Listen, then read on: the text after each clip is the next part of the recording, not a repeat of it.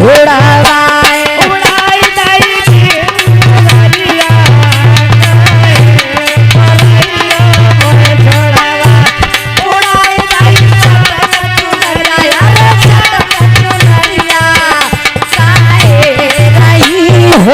छोड़वाए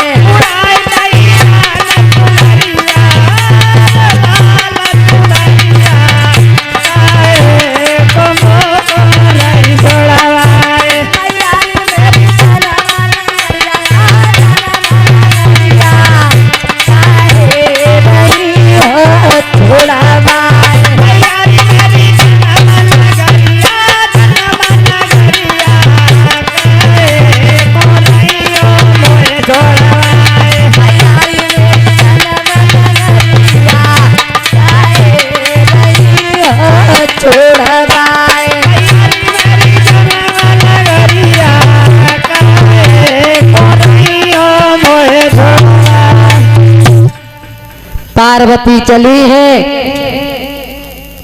अबे ना चलिए जो बोले 1,000 पहले कन्यादान के 51 रुपए VIP tent light and sound service Keshigaon Bhagwanpur से हैं। संचालक बाल गोविंद सिंह, प्रोपराइटर छोटू उर्फ अंगद सिंह।